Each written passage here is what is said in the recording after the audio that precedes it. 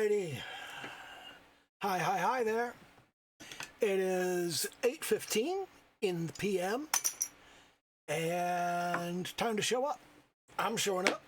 I'm glad you showed up. I appreciate every single one of you. And do the little YouTube dance, like, comment, subscribe, all that happy horse shit, and let's shit in the box.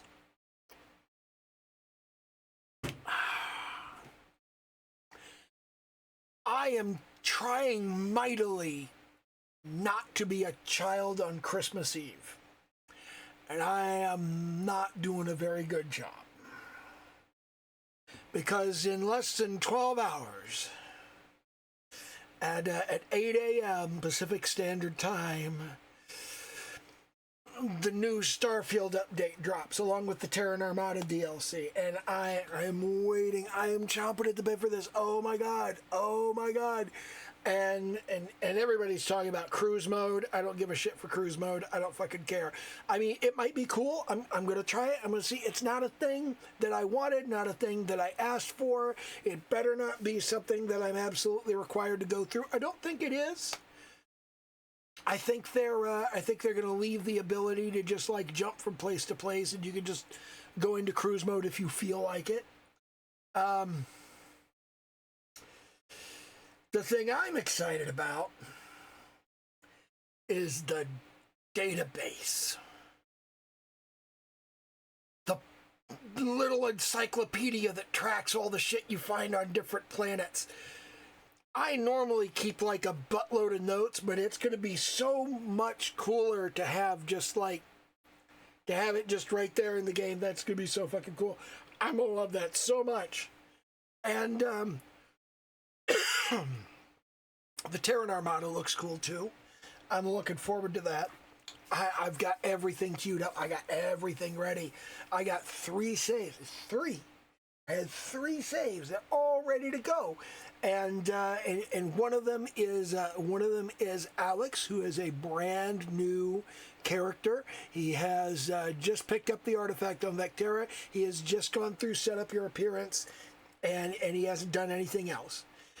Then I got Seamus. Seamus has just made his first Unity jump. He's level 45. He's completed all of the major quests, the faction quests, and all that sort of thing. And he was halfway through Shattered Space, and I went, I don't care, and decided, no, I'm just going to jump through the Unity. Fuck it. And then there's Caliban, who, of course, is my main. He's named for me, obviously. So he's making his 41st Unity jump, and he's level 357. So those are my three guys that are ready to go, and all of them are sitting in a save right now with 0 mods enabled. Everything is turned off. It's pure vanilla. So there's going to be no conflicts with anything whatsoever. And I will turn on the mods as I begin to feel confident with it. But first, before I turn on the mods, before I turn on any of the mods, and I don't use a lot of mods, I very much like Watchtower. Watchtower has added some good stuff to the game. I was skeptical about it. I didn't think it looked like something I'd enjoy, but it has actually turned out to be something that I enjoy. And I've also got the Cryomancers. The Cryomancers offer some neat shit that you can do. The Spacer overhaul really does change the flavor of the Spacers in the game. And McLaren's Outfitters, there's been some wondering about whether McLaren's Outfitters is still going to be meaningful in a game that has X-Tech. And I think it is, because you're going to have your duplication ability, and also you're going to have the X-Tech stuff, and you've got McLaren's, which really leans into Astra. So I think those are going to coexist pretty well. Let's see, what else is there? There's the Falkland ship systems. I'm kind of iffy about that. I don't think that's altogether great. but it's got some neat stuff in it. It's got some cool chromed ship parts. So those are neat, and I think I want to keep it around just for that, just so I can put some chrome on my ship. I think that's nice. And then I've got the Bethesda Escape creation, which is actually pretty cool. I like that, and I'm kind of wondering how that plays early game. I'm thinking about taking my level 1 character directly from the lodge to Neon. Well, he'll probably be level 2 by then. I think he'll probably be level 2 by the time he gets off of Crete, and level 3 when he leaves the lodge. But I think at that point, if I just run to Neon, go to the Astral Lounge, and do the escape quest immediately, it may be a bunch of money fairly early game. I will try that, and I will see how it works out. I also, I was using the high-level weapons mod, and I came to the conclusion that I don't really need it, and modifying my weapons, just kind of engineering higher tier weapons with the workbench, that actually does most of the job. But I do have high-level weapons. I think maybe I'll pull that out and use it. There's one fairly obscure reason to use Watchtower that I don't see people talk about, which is that Gren, as a merchant, has 72,000 credits. Like a ship vendor. But he's a merchant. So you can sell him really high-end shit and get oodles of fucking money. So that's a thing you can do. And I feel like that's underappreciated. Usually, to get that kind of money from a vendor, you have to be selling ships, which if you press next or previous ship at the same time as you press sell, you can often sell an unregistered ship. Because, and I have chosen to view this as a flaw in the ship information terminal. It is a flaw in the way that things are interpreted in that interface. But I've chosen to view this as an in-game flaw and not a bug in the game itself. Because essentially what happens is when you go from a ship that is registered to a ship that is not, there is a split second where you have loaded the unregistered ship, but it still thinks the ship is registered. It doesn't load that the ship is unregistered before loading the ship. And if it did, then you could just do it in the other direction. You could swap from a ship that's registered to from a ship that's unregistered to a ship that's registered. And if you catch it in between, yes, this ship is registered and we're looking at the other ship, then you'd be able to do that. And that's just because these two things happen very quickly, but in succession. They don't happen at the same time. They're not an atomic action. They're two separate actions. It would be trivial to make these two actions what we call atomic, so that you don't have a space between them to do anything. And honestly, I think the space between them is way bigger than it needs to be, so I kind of feel like maybe this was intentional. Maybe this was an intentional thing that they put in there for people to find. It's kind of like people talk about the resto loop in Skyrim being a bug. I don't think it is. I think that's deliberate. I think they did that on purpose because adequate precedent in there is adequate precedent in the Elder Scrolls series for using magic in combination in a way that can break reality. That's a thing that they talk about. It's just like you meet the guy who's figured out. You meet the guy who's figured out how to make a spell for levitation, and he casts his spell and he flies straight up into the air. And then the spell wears off and he falls all the way back down to earth.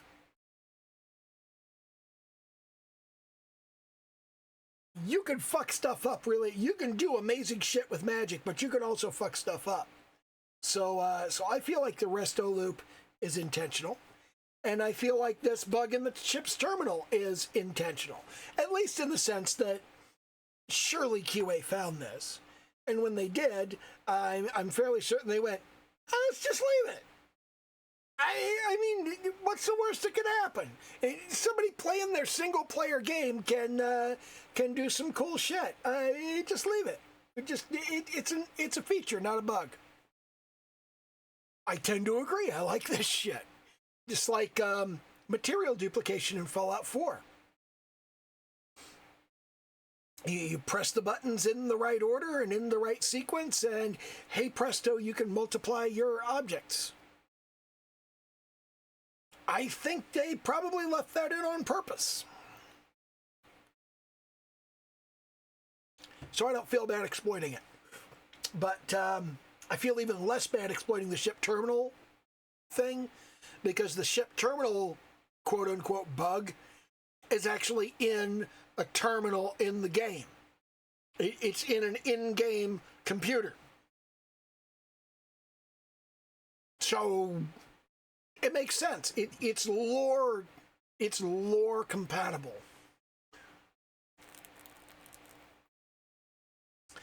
Let's see, are there any other mods that I use? I use the Starborn Guardian 7 Plus. I don't actually care about the Starborn Guardian 7 Plus.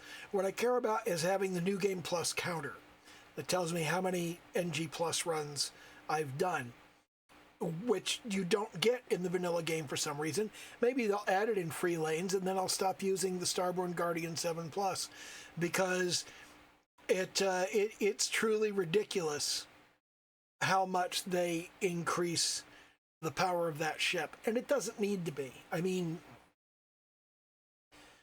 you can build more powerful ships, first of all, and the real thing that they do, they increase the cargo capacity to 150,000, which is just fucking ridiculous. Because Starfield doesn't kick cargo out of your ship. So you can switch your home ship to the Starborn Guardian 12 or whatever, and it has this buttload of space in it. It has this huge amount of space that you can fit cargo into. And you can put all your cargo in there, and then you can switch back to your regular ship that has next to no cargo space. And none of your cargo will disappear. It will still be in there. You just can't put more into it. So that's kind of dumb. But it's actually not that hard to build a ship that has thousands of kilos of cargo. So I don't have a problem with that. I'm just rambling. I am rambling. I'm running over the mouth because, God, I am so fucking hyped for the new Starfield update. It's going to be so fucking awesome. I am really looking forward to it. I am almost certainly going to be disappointed because I'm looking forward to it so much, which is why I'm trying not to look forward to it so much, because I don't want to be disappointed. But I'm probably going to be. There's 20 new achievements, and I want to get those this week, and I want to get those on vanilla gameplay. I don't want to have mods loaded when I get those achievements. Just the principle of the thing, you know? Even if the mod says it's achievement friendly, you're still you're using facilities that aren't in the normal game to get the achievement.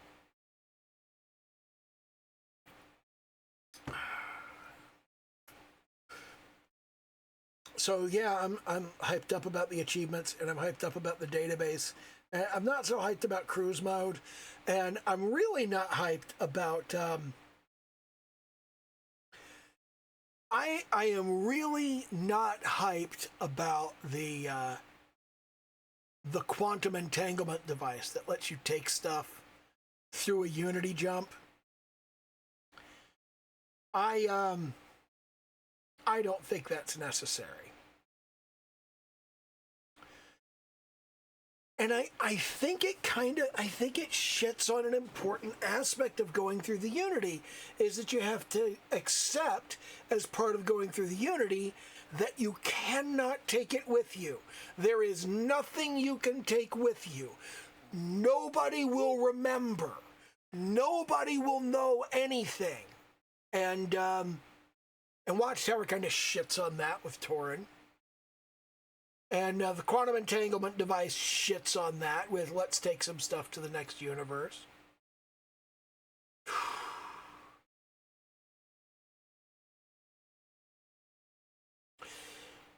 I'm kind of meh about the action figures. I'm like, I don't really care that much. But I don't know. I mean, X-Tech, I don't know. Improve the quality of your weapons, past legendary to superior, and past superior to, like, I don't know, whatever the fuck, mythical or whatever. I'm not too jazzed about that. I'm not too jazzed about putting 4 effects on a weapon. I'm not too jazzed about raising the quality level of a weapon. I don't think that's especially interesting, but I do think that they're going to let you do that precisely because by letting you do that, they can excuse making the enemies tougher.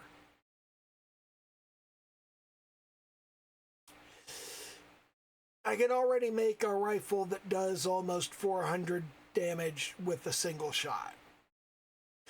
If you let me mess around with legendary effects, which I currently do at McLaren's, if you let me mess around with legendary effects, then I can jack it up to almost 500. And I can put explosive rounds on it, which is kind of a mess. Fully automatic weapons with explosive rounds, that's a problem. But, between mods and legendary effects and quality levels, I just feel like I'll be able to jack stuff up to the point, and there's like, the Varun Inflictor already does so much damage, it's just ridiculous. And the only reason I don't use it more is because, for some reason, it always has that plague effect that infects other people around it, and I don't like that. You can add that to your weapons or not, but if you don't, the weapon still has it for some reason. I don't like that. I don't want it to be like damaging people, especially because, like, in the first Trackers Alliance quest, Roach gets right up your butt about it. If you throw an area of effect spell and he wanders into it, he'll get mad and shoot at you for the rest of the mission. I'm level 350, so he's not doing anything to me. But at the same time, he's essential. I can't make him shut up. That's annoying. It's obnoxious. But, it is what it is.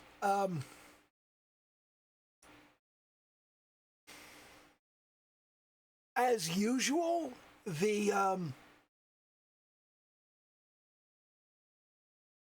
high-end, powerful enemies that you face in Watchtower and in Cryomancers,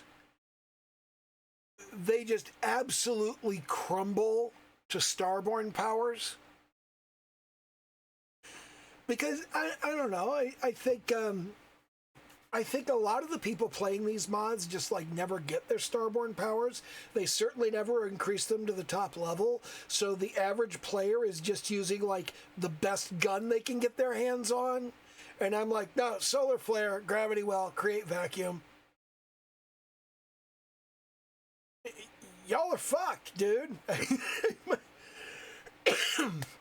I take out mechs with solar flare. It's ridiculous. I was concerned about the fleet mechanic. I was concerned about orbital drops. I was concerned about encounters that you have to use orbital drops for, encounters that you have to have a fleet for, and apparently no such thing. Apparently just not a problem. One of the things that I've been thinking in terms of a fleet is just take the weapons off your ships. If you take the weapons off your ships, they can't shoot anybody. Now they're just like flying interference. They're just an obstacle in the playing field. So you could do that if you don't like the fleet mechanics, which I kind of don't. Mostly what I don't like about the fleet mechanics is they really get in the way when you're trying to board and capture ships, because they're trying to destroy everything.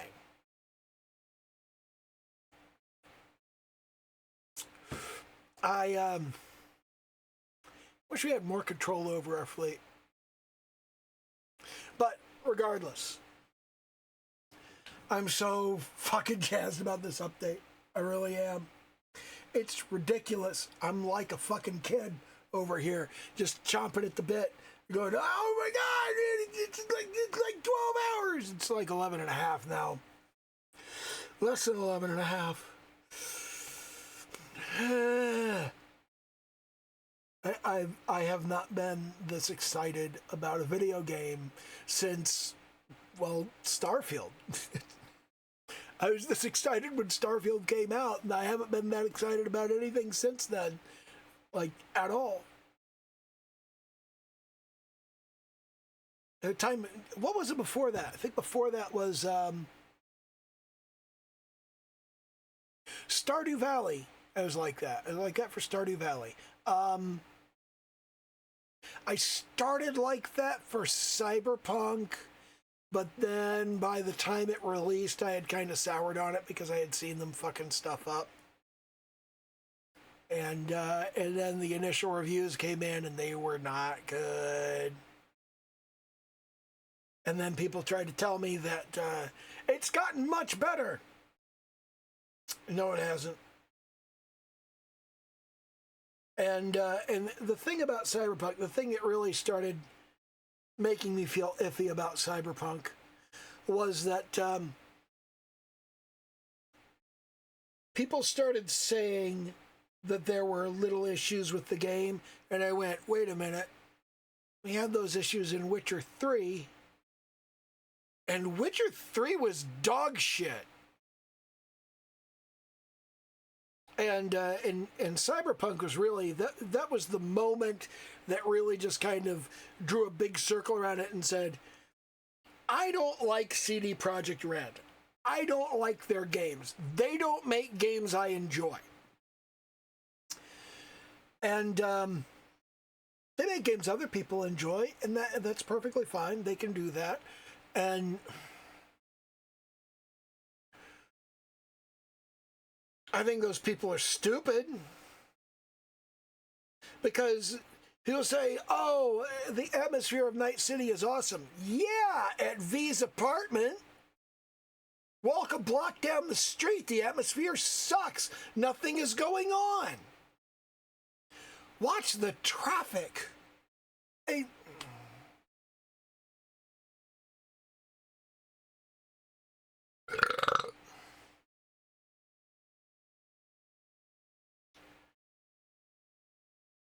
It is extraordinarily hard to make an open world game of the scale that Cyberpunk needed to be. It is incredibly difficult, and the kind of person who would even attempt to do that, okay, you get a certain degree of respect for even trying to do that. But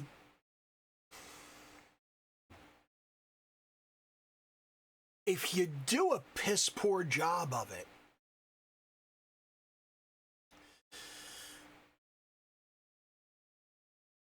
I'm gonna be disappointed. I'm very excited about people doing large-scale open worlds. Avowed is just like, oh man, Avowed is gonna be so awesome. Oh wait, oh god, it's dog shit. Yeah, it's gonna be dog shit. I've had a number of people tell me Baldur's Gate 3 is great.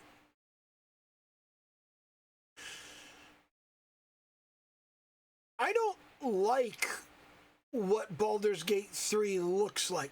It looks like Baldur's Gate 2 Ultra, which in turn looked a lot like Baldur's Gate.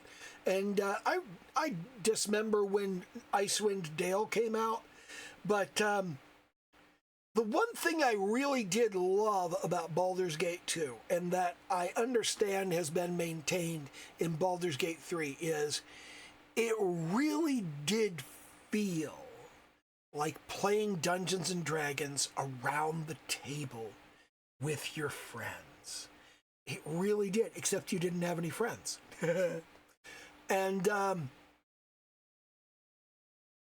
And that was great. That was amazing. I was incredibly impressed. I thought it was a fantastic job. And it's just like, oh my God, they've absolutely nailed it. This is the experience. And then Bethesda said, well, how about Oblivion? Oh, fuck Baldur's Gate. I don't care. Here's Oblivion. Oh boy. Here's Fallout 3. Yeah, I didn't like Fallout 2 or Fallout 1 for that matter. I didn't like the Fallout games. They just weren't that, oh, fucking hell, this is awesome. I was not excited about Oblivion when it was on the way out. I was not excited about Fallout 3 when it was on the way out.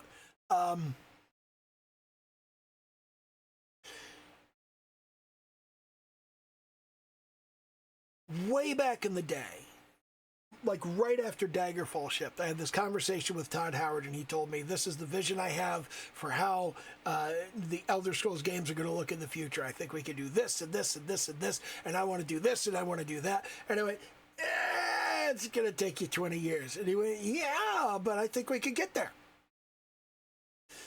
And the game that he described to me in that conversation was basically Skyrim and a half. Okay? Skyrim is not there. It's a substantial part of it. It's more than halfway there. And I'm like, son of a bitch, he did it. But I think Elder Scrolls 6, I think that's going to be the magnum opus. I'm really looking forward to seeing what that looks like. Starfield is fucking amazing. But the thing about Morrowind was, when Morrowind came out, Morrowind was doing three things all at once. Number one, it was addressing the fan complaints about Daggerfall. Daggerfall was fucking huge, but it was there was nothing there. And with Morrowind, they said, okay, we're going to make it much smaller, but with a lot more stuff. And we're going to make this true first person and real 3D. And we're going to do it on a console instead of on the PC. And you put all three of those things together, those are difficult tasks. Those are hard things to do. And they did all three of them about as well as you could expect anyone to do them. And the game was dog shit, and I fucking hated it. To this day, I don't like Morrowind. I really don't. And it's not about the graphics, and it's not about the storyline, and it's not about the gameplay. It's just, it's this awkward stage on the way to Oblivion. And then they put out Oblivion, and Oblivion fixed every single problem that I had with Morrowind. And I was like, oh, fuck yeah. But because I wasn't hyped for Morrowind, because I grabbed Morrowind as soon as it came out, because Bethesda, and then it was dog shit, and I was very upset. And then they put out Oblivion, and when they put out Oblivion, I was like, do I really want that? And it was actually, they announced it, and I started asking, do I really want that? And yes, I did really want that. I did, in fact, really want that, and I did pre-order it, and I pre-ordered the top-of-the-line edition. It's the greatest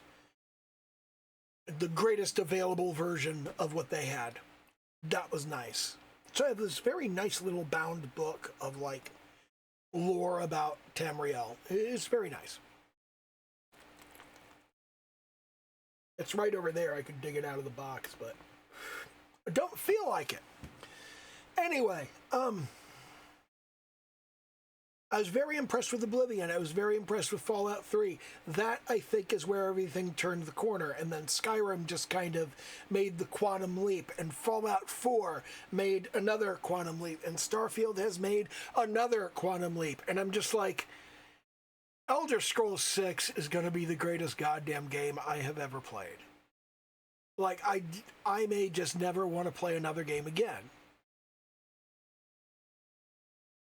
So I'm really hyped for Elder Scrolls 6 too, but I also don't know when that's coming out, so I don't need to worry about it. But for the moment, oh my god. I am loving Starfield so much. And I'm just,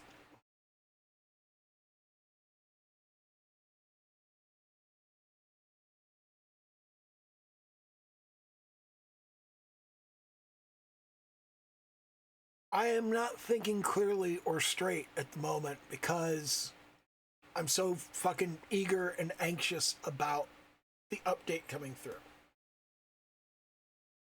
And I'm not like this with most other games.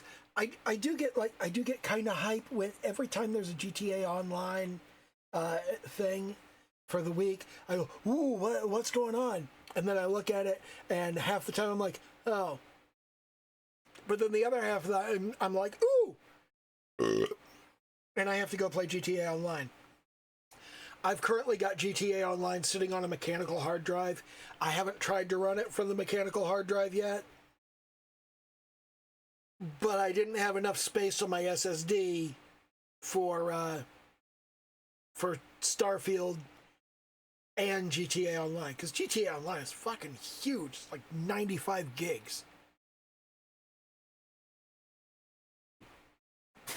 So I had to kick it off of my SSD, and I put it on a mechanical hard drive, and I'm going to have to try and run it from that and just cross my fingers and go, I hope it fucking runs.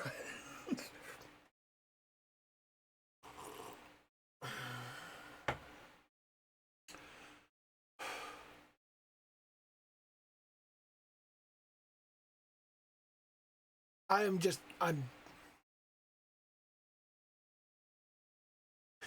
am really looking forward to this update. And I am probably going to be disappointed in it. I am probably going to go, oh man, that sucks. Why was I so excited about this? This is garbage. But fingers crossed, because I think Terran Armada really kind of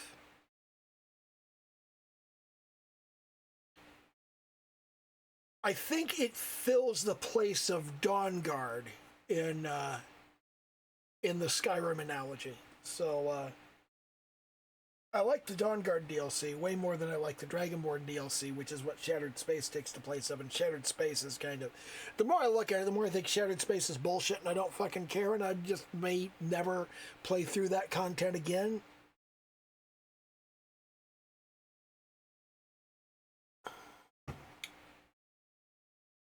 Was I more disappointed in Morrowind or in Shattered Space?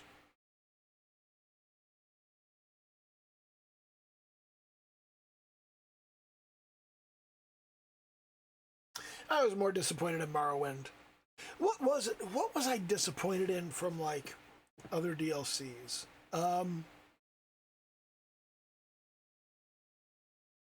Dragonborn actually did have some neat features. Shattered Space kind of doesn't. Yeah, those grenades you can make in Shattered Space, I don't care. The new weapons, I don't care. The new the new house decorations and the new player house and the new ship parts. Are there new ship parts? I think there are new ship parts. I don't care. None of those really matter to me.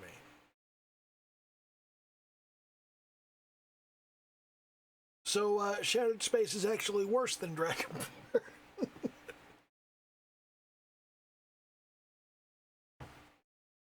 I'm just rambling. I'm just rambling and running off at the mouth. I'm just trying to keep myself busy. I'm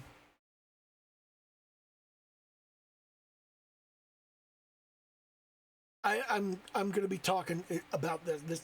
The Wednesday video is going to be like all about how fucking cool the new Starfield update is, and how stoked I am for getting it, and how cool I think everything in it is, and what exactly has disappointed me, and how it's disappointed me, and why I think it's disappointing. But yeah, that's what we're going to talk about in 2 days. And for the moment, just do the little YouTube dance, like, comment, subscribe, all that happy horse shit. And okay, bye.